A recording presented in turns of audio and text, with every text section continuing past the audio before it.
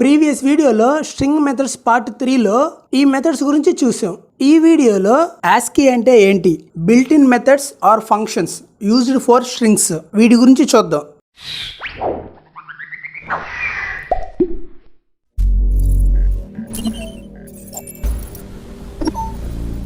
Video ఎక్కడ skip చేయకండి. మీరు స్కిప్ చేస్తే మంచి ఇంపార్టెంట్ పాయింట్స్ మిస్ అవుతారు. సో వీడియో మొత్తం చూడండి. అలాగే మన ఛానల్లో డైలీ ఒక వీడియో అప్లోడ్ చేస్తాము, అదర్ మెథడ్స్ ఫర్ స్ట్రింగ్స్. ఇప్పుడు చెప్పేవి కూడా మెథడ్సే, బట్ ఇవి పర్టికులర్ గా స్ట్రింగ్ కోసమే కాదు, మిగతా డేటా టైప్స్ కూడా వాడతారు. ఏవి?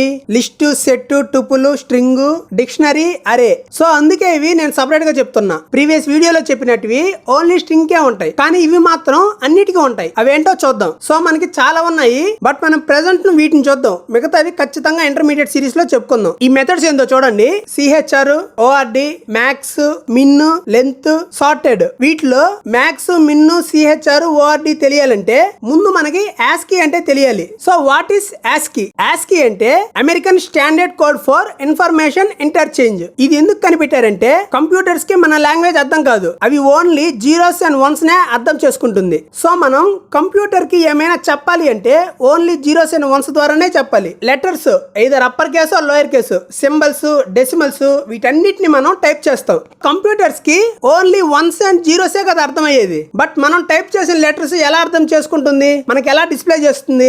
అందుకే ఈ ASCII ని కనిపెట్టారు. ఈ ASCII కనిపెట్టక ముందు వేరేవి ఉండేవి, బట్ ప్రెసెంట్ మనం అవన్నీ చెప్పుకోవాలంటే సపరేట్ గా వీడియో చేసుకోవాలి. సో ASCII అనేది ఒక standard method of coding system. అంటే మనం టైప్ చేసే క్యారెక్టర్స్ అన్నిటిని కొన్ని వాల్యూస్ కి అసైన్ చేస్తుంది. అండ్ ఈ ASCII only 7 digit binary code నే సపోర్ట్ చేస్తుంది. సో ఈ ASCII వాల్యూ 127 దాకే ఉన్నాయి. వీటిలో ఇంగ్లీష్ లాంగ్వేజ్ లో upper case letters A to Z కి ASCII వాల్యూ 65 to 90 వీటి మధ్య ఉంటుంది. అండ్ లోయర్ కేస్ లెటర్స్ కి ASCII వాల్యూ 97 to 122 వీటి మధ్య ఉంటుంది. డెసిమల్స్ కి ASCII వాల్యూ 48 to 57. ఈ ASCII వాల్యూస్ లో ఓన్లీ డెసిమల్స్ ఏ ఉంటాయి, 0 to 9. సింబల్స్ కి ASCII value 33 to 47, 58 to 64, 91 to 96 and 123 to 127. మనం వీటిని పంక్చువేషన్స్ అంటాం. దీంట్లో ఏవి?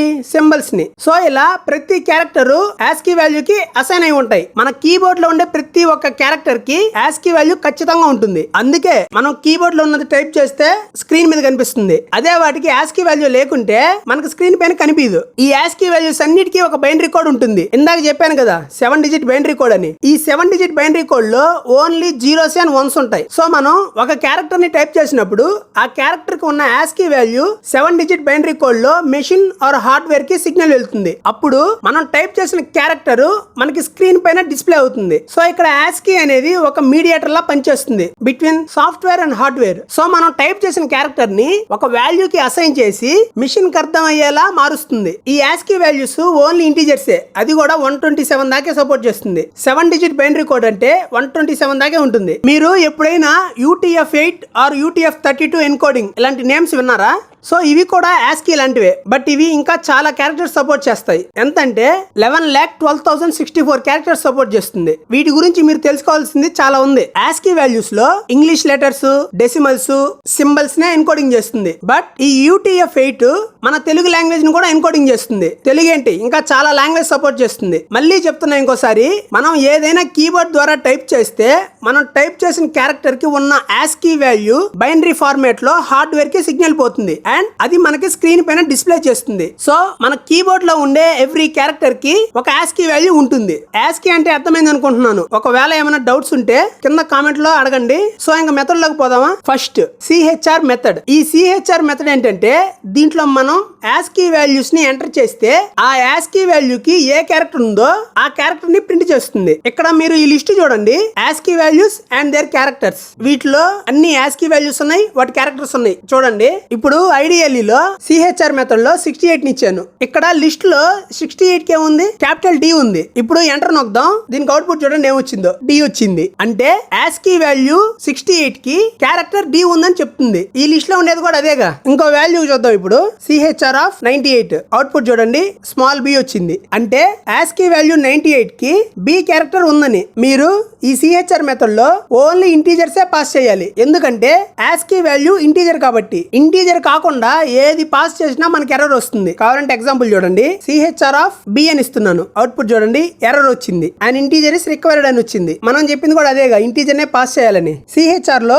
ఫ్లోట్ కూడా పాస్ చేయకూడదు. కావాలంటే ఎగ్జాంపుల్ చూడండి, CHR ఆఫ్ 35.4 అవుట్పుట్ చూడండి ఎర్రర్ వచ్చింది. మొత్తానికి ఈ CHR మెథడ్ ASCII వాల్యూని పాస్ చేస్తే మనకి దానికున్న క్యారెక్టర్ ని ప్రింట్ చేస్తుంది. ఈ ASCII వాల్యూస్ ఓన్లీ ఇంటీజర్సే. Next method ORD method. ఈ ORD మెథడ్ ఏంటంటే దీంట్లో మనం క్యారెక్టర్స్ ని ఎంటర్ చేస్తే అది దానికున్న ASCII వాల్యూని ప్రింట్ చేస్తుంది. ఇప్పుడు ఈ లిస్ట్ చూడండి, అన్ని క్యారెక్టర్స్ దాని ASCII వాల్యూస్ ఉన్నాయి. ఇప్పుడు నేను ఒక ఎగ్జాంపుల్ ఇస్తాను, ORD ఆఫ్ P. ఈ ORD మెథడ్ లో నేను P అనే క్యారెక్టర్ ని పాస్ చేశాను. అవుట్పుట్ చూడండి 112 వచ్చింది. ఇక్కడ ఈ లిస్ట్ లో 112 కి P ఉంది, అంటే మనం ఇచ్చిన క్యారెక్టర్ కి ASCII వాల్యూ కరెక్ట్ గా ఇచ్చింది. నెక్స్ట్ ఇంకొక ఎగ్జాంపుల్ తీసుకుందాం, ORD ఆఫ్ కోలన్ ఇచ్చాం. అవుట్పుట్ చూడండి 58 వచ్చింది. ఈ కోలన్ క్యారెక్టర్ కి ASCII వాల్యూ 58 ఉంది. ఈ ORD మెథడ్ లో ఓన్లీ స్ట్రింగ్ ఏ పాస్ చేయాలి, అది కూడా సింగిల్ క్యారెక్టరే. దానికంటే ఎక్కువ పాస్ చేసామంటే ఎర్రర్ వస్తుంది. ఎగ్జాంపుల్ చూడండి, ORD ఆఫ్ APPLE అని ఇచ్చాను. అవుట్పుట్ చూడండి ఎర్రర్ వచ్చింది. ఎందుకంటే దాంట్లో ఒక క్యారెక్టర్ పాస్ చేయాలి, కానీ మనం ఇక్కడ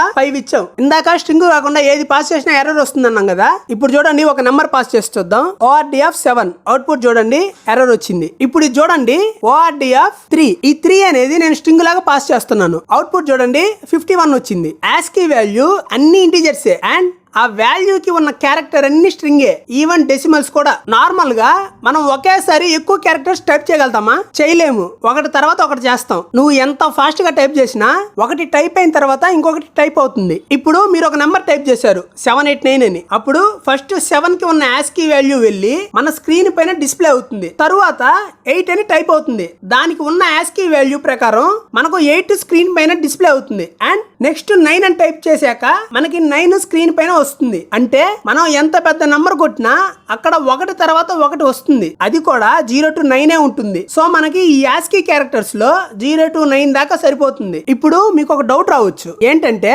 ఇప్పుడు ASCII వాల్యూస్ అన్ని ఇంటీజర్స్ అన్నారు. ఆ ASCII వాల్యూస్ లో ఈ నెంబర్స్ అన్ని ఎలా స్టోర్ చేయగలుగుతాం? సపోజ్ ఇప్పుడు నేను 128 ని ASCII వాల్యూలో స్టోర్ చేయాలనుకుంటున్నాను, కానీ అక్కడ ఉండేది 127. కానీ నేను ఎలా స్టోర్ చేయగలుగుతాను? అసలు ASCII వాల్యూస్ లో ఓన్లీ డెసిమల్సే ఉంటాయి. ఇప్పుడు మీరు 128 స్టోర్ చేయాలనుకుంటున్నారు. ఇప్పుడు 128 మీరు ఒకేసారి టైప్ చేస్తారా? చెయ్యరు. 1, 2, 8 ఇలాగే కదా టైప్ చేసేది. ఇప్పుడు 1 అనేది డెసిమల్ వాల్యూస్ లో ఉంది, 2 అనేది డెసిమల్ వాల్యూస్ లో ఉంది, 8 అనేది డెసిమల్ వాల్యూస్ లో ఉంది. ఇంకెందుకు నువ్వు 128 ASCII వాల్యూస్ లో స్టోర్ చేయడం? ఇప్పుడు యాపిల్ అనే వర్డ్ ఉంది, దాన్ని మీరు ఒకేసారి టైప్ చేయలేరు కదా. ఇప్పుడు దానికి ASCII వాల్యూ ఉందా అంటే ఉండదు. ఎందుకంటే మీరు యాపిల్ అనే వర్డ్ ని ఒకేసారి టైప్ చేయలేరు. ఒక లెటర్ తర్వాత ఒకటి టైప్ చేస్తారు. మీరు టైప్ చేసినప్పుడు ఆ యాపిల్ అనే వర్డ్ లో ప్రతి లెటర్ ఆల్ఫాబెట్స్ లో ఉన్నట్టువే ఉంటాయి. ఎంత పెద్ద నెంబర్ అయినా ఈ 0 to 9 డెసిమల్స్ తోనే ఫామ్ అవుతుంది. ఎంత పెద్ద వర్డ్ అయినా ఈ A to Z ఆల్ఫాబెట్స్ తోనే ఫామ్ అవుతుంది. Next method max method. ఈ మ్యాక్స్ మెథడ్ మనకి ఏమిస్తుందంటే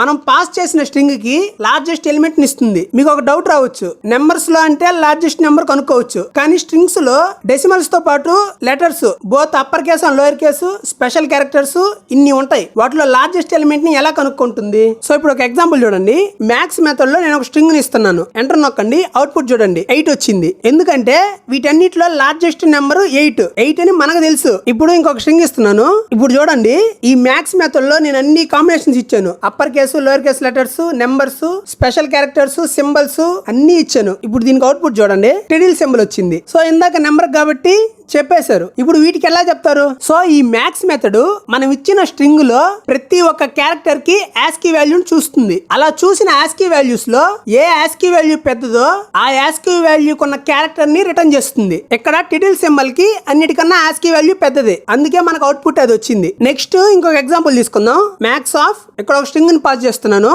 వీటిలో ఏంటంటే ఓన్లీ ఆల్ఫాబెట్స్ ఇస్తున్నాను, అవి కూడా upper case lower case. Enter నొక్కండి. అవుట్పుట్ చూడండి Z వచ్చింది. ఎందుకంటే ఈ స్మాల్ Z లో ఉన్న ASCII వాల్యూ వీటన్నిటి ASCII వాల్యూ కన్నా పెద్దది. ఇందాక మనకి అవుట్పుట్ 8 ఎందుకు వచ్చిందంటే ఆ 8 యొక్క ASCII వాల్యూ మిగతా మిగతా డెసిమల్స్ లో ఉన్న ASCII వాల్యూ కంటే పెద్దది, అందుకే మనకి 8 వచ్చింది అవుట్పుట్. నెక్స్ట్ మెథడ్ మిన్ మెథడ్. ఈ మిన్ మెథడ్ ఏంటంటే మనకి స్ట్రింగ్ లో ఉన్న స్మాలెస్ట్ వాల్యూని ఇస్తుంది. ఇప్పుడు ఒక ఎగ్జాంపుల్ తీసుకుందాం. మిన్ ఆఫ్ స్ట్రింగ్ నెంబర్ ఇచ్చాను, అవుట్పుట్ చూడండి 1 వచ్చింది. ఎందుకంటే మామూలుగా మీకు తెలుసు వాటన్నిటిలో 1 అనేది స్మాలెస్ట్ వాల్యూ అని, కానీ 1 కున్న ASCII వాల్యూ ఇక్కడున్న మిగతా నెంబర్స్ ASCII వాల్యూ కంటే చిన్నది కాబట్టి మనకు అవుట్పుట్ 1 వచ్చింది. ఇప్పుడు ఇంకొక ఎగ్జాంపుల్ తీసుకుందాం. మిన్ ఆఫ్ ఇక్కడ ఒక స్ట్రింగ్ ని పాస్ చేశాను అన్ని కాంబినేషన్స్ తో, upper case, lower case letters, numbers, special characters, symbols అన్ని ఇచ్చాను. ఎంటర్ నొక్కండి, అవుట్పుట్ చూడండి ఎక్స్క్లామేటరీ మార్క్ వచ్చింది. ఈ అన్ని క్యారెక్టర్స్ లో ఉన్న ASCII వాల్యూ కంటే ఈ ఎక్స్క్లామేటరీ మార్క్ ASCII వాల్యూ చిన్నది కాబట్టి మనకు అవుట్పుట్ అది వచ్చింది. ఇప్పుడు ఇంకో ఎగ్జాంపుల్ తీసుకుందాం. Min of upper case, lower case letters తీసుకున్నాం. అవుట్పుట్ చూడండి క్యాపిటల్ A వచ్చింది. ఎందుకంటే ఈ ఆల్ఫాబెట్స్ అన్నిటిలో క్యారెక్టర్ ఏ కొన్న ASCII వాల్యూ చిన్నది కాబట్టి. Next method length method. ఈ మెథడ్ లో మనం పాస్ చేసిన స్ట్రింగ్ యొక్క లెంత్ మనకి అవుట్పుట్ గా ఇస్తుంది. ఎగ్జాంపుల్ చూడండి. లెన్ ఆఫ్ ఒక స్ట్రింగ్ ని ఇద్దాం. మేమే ప్రోగ్రామర్స్ అని ఇస్తున్నాను. అవుట్పుట్ చూడండి 16 వచ్చింది. ఎందుకంటే అక్కడ 16 ఎలిమెంట్స్ ఉన్నాయి కాబట్టి, ఇంక్లూడింగ్ స్పేస్. ఇప్పుడు ఇంకొక ఎగ్జాంపుల్ తీసుకుందాం. A equal to hello word length of A. Output చూడండి 9 వచ్చింది. ఎందుకంటే A లో ఉన్న హలో వర్డ్ స్ట్రింగ్ 9 క్యారెక్టర్స్ కాబట్టి మనం డైరెక్ట్ గా స్ట్రింగ్ కే లెంత్ కనుక్కోవచ్చు, లేదంటే వేరియబుల్ లో స్టోర్ చేసి ఆ వేరియబుల్ కన్నా లెంత్ కనుక్కోవచ్చు, ఏదన్నా ఒకటే. Next method sorted method. ఈ సార్టెడ్ మెథడ్ లో మనం పాస్ చేసిన స్ట్రింగ్ ని సార్టింగ్ చేస్తుంది అసెండింగ్ ఆర్డర్ లో, అండ్ వచ్చిన అవుట్పుట్ మనకి లిస్ట్ లో ఉంటుంది. ఎగ్జాంపుల్ చూడండి. సార్టెడ్ ఆఫ్ ఇక్కడ ఒక స్ట్రింగ్ ని ఇస్తున్నాను. అవుట్పుట్ చూడండి అన్ని అసెండింగ్ ఆర్డర్ లో లిస్ట్ లో ప్రింట్ చేసింది. ఈ అసెండింగ్ ఆర్డర్ కూడా ASCII వాల్యూస్ ని బేస్ చేసుకునే ఉంటుంది. ఈ సార్టెడ్ మెథడ్ ASCII వాల్యూ ని బేస్ చేసుకొని సార్టింగ్ చేస్తుంది. ఇక్కడ ఇచ్చిన స్ట్రింగ్ లో అన్నిటికన్నా ASCII వాల్యూ దేనికి తక్కువ?